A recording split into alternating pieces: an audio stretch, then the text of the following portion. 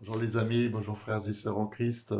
Shabbat Shalom en ce samedi 25 avril, qui est aussi un grand jour, en tout cas pour nous, puisque notre fille Naomi fête aujourd'hui ses 30 ans, donc ça fait 30 ans que on l'a accueillie dans notre maison, et c'est une joie pour nous de fêter ce chiffre rond aussi avec elle. En tout cas, je souhaite à vous aussi d'être bénis en ce jour. Moi, je me réjouis toujours de vous retrouver pour notre temps de méditation et partage de la parole autour des psaumes encore pour un temps. Après, on passera à autre chose. Je ne sais pas encore comment, mais j'avais aussi envie de partager d'autres thématiques avec vous et par rapport aussi à la situation d'aujourd'hui et puis à celle à venir, puisque l'avenir est aussi entre les mains de notre Dieu, pas seulement le passé qu'on lui a laissé, mais aussi le présent d'aujourd'hui et puis le futur. Ben, c'est lui aussi qui le gère. Vous savez, chaque étape de notre vie, chaque jour qui passe, on peut faire face à des situations complexes. Quelqu'un a dit un jour que la vie est un voyage parsemé de difficultés potentielles.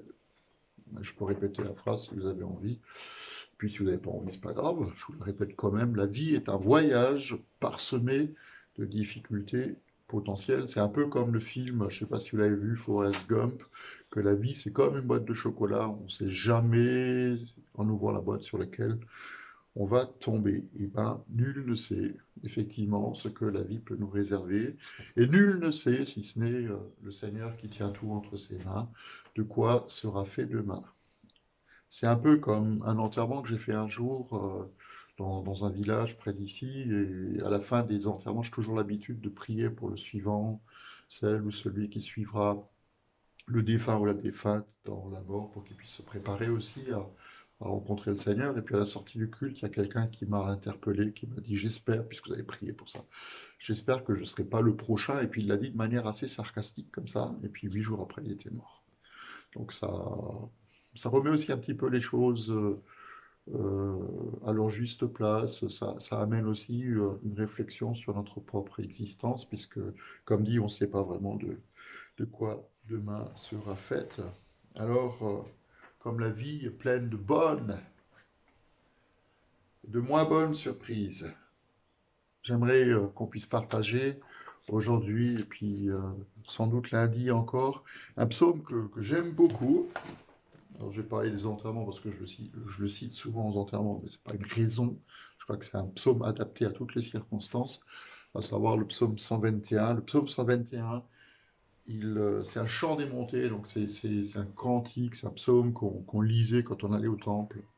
Et probablement que le psalmiste était en route vers Jérusalem, en route vers le temple, et puis il était face ou bien aux montagnes de, du nord de la Galilée, ou alors du désert du Negev, ou peut-être dans les vallées profondes. Peu importe, on ne sait pas trop. En tout cas, il dit la chose suivante, je lève les yeux vers les montagnes d'où me viendra le secours. Le secours me vient de l'Éternel qui a fait les cieux et la terre. Qui ne permette pas à ton pied de trébucher, qui ne somnole pas celui qui te garde. Non, il ne somnole pas, il ne dort pas, celui qui garde Israël. L'Éternel est celui qui te garde. L'Éternel est ton ombre protectrice, il se tient à ta droite. Pendant le jour, le soleil ne te fera pas de mal, ni la lune pendant la nuit, ni le Covid pendant toute cette période. En tout cas, on l'espère. L'Éternel te gardera de tout mal, il gardera ta vie. L'Éternel gardera ton départ et ton arrivée dès maintenant et à tout jamais. Alléluia.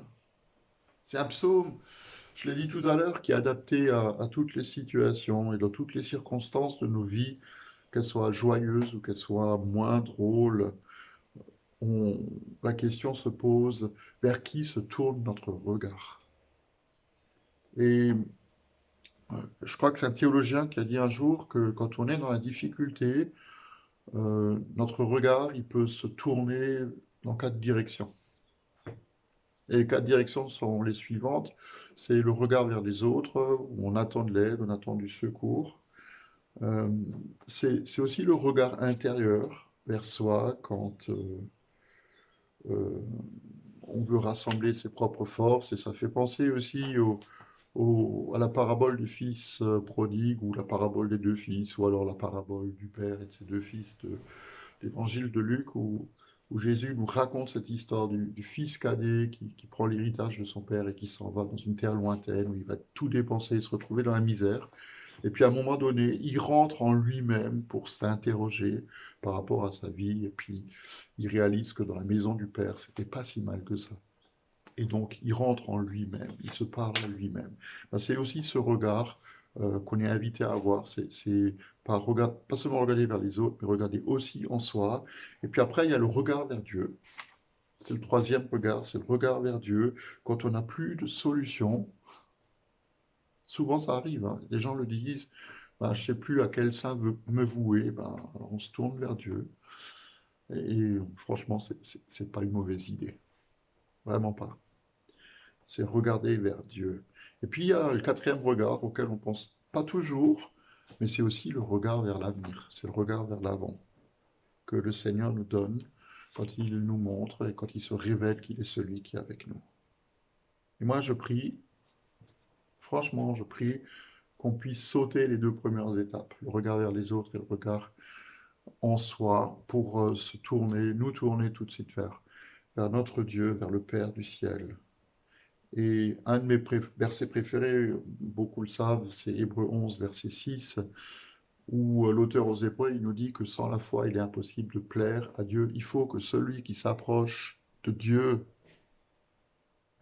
celui qui s'approche de lui, il croit que Dieu existe et qu'il récompense celui ou celle, d'ailleurs, ça concerne les hommes et les femmes, celui ou celle qui le cherche. C'est une idée un peu saugrenue, on peut se dire ça de prime abord, croire que si j'ai la foi, que Dieu existe. Ça paraît paradoxal, mais visiblement, il y a des gens pour qui c'est pas aussi évident que ça. Je peux lever les yeux, comme le psalmiste, en psaume 121, il nous y invite, je peux lever les yeux et regarder que le plafond. Et parfois, il y a des gens qui, dans la prière, ben, on, leur prière, c'est un peu comme s'ils faisaient une liste au Père Noël, avec leurs désirata, leurs besoins, leurs souhaits, leurs manques, et puis ils présentent ça. Ils ont l'impression qu'ils le présentent à Dieu, alors qu'en réalité, peut-être qu'ils n'y croient pas eux-mêmes.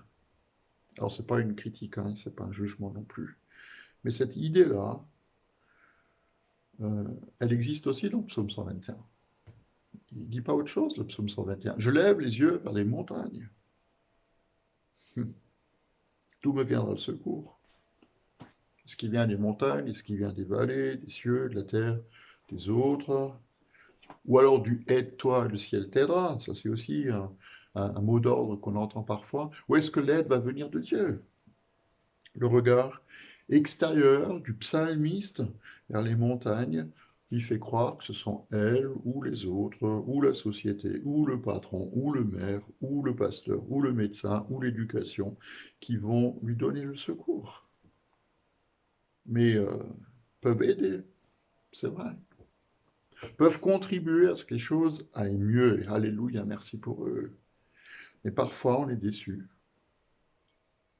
Et on en arrive à une espèce de conclusion, s'il n'y a pas de solution qui se dessine, bah que finalement personne ne s'intéresse à nous.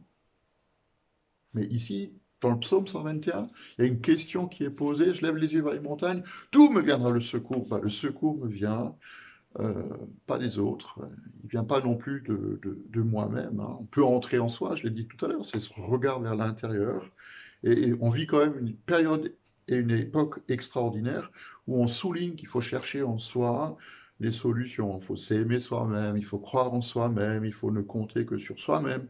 Mais il y a des limites. Franchement, il y a des limites aux exercices de respiration, de méditation, de techniques mentales ou hypnotiques parce que nous n'avons pas ni la sagesse, ni les richesses nécessaires pour résoudre tous les problèmes. Ça fatigue, franchement, ça fatigue. Mais le dialogue avec son âme pousse le psalmiste, d'où me viendra le secours, à donner la réponse. Bah, le secours me vient de l'Éternel qui a fait les cieux et la terre. Le psalmiste, il a tout essayé, et il lève les yeux, et il répond à la question. C'est celui qui a créé les cieux et la terre qui peut m'aider. C'est celui qui me connaît mieux que personne, mieux que quiconque, qui est là pour me sortir de l'endroit où je suis, qui m'aide, qui nous aide, aussi nous, frères et sœurs, à tout surmonter. Et je crois que la vraie maturité, elle est là, c'est quand je comprends que je ne peux ni pousser un soupir, ni avoir une pensée, quelle qu'elle soit, sans que lui le sache. Il a créé les cieux et la terre. Il connaît toute ma vie. Il sait tout de moi. Et la vraie maturité, c'est quand j'arrive à réaliser que tout est possible avec lui. Et que sans lui, je ne peux pas faire grand-chose.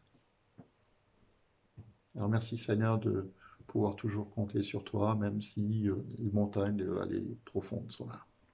Je lève les yeux vers les montagnes, d'où me viendra le secours. Le secours, il me vient de toi qui as créé les cieux et la terre. Je souhaite une bonne fin de journée, une bonne fin de Shabbat. Je vous donne rendez-vous demain matin pour notre culte du dimanche, à partir de 10h sur notre chaîne YouTube Église protestante d'Imringen. Et puis on se retrouve lundi pour notre temps de méditation.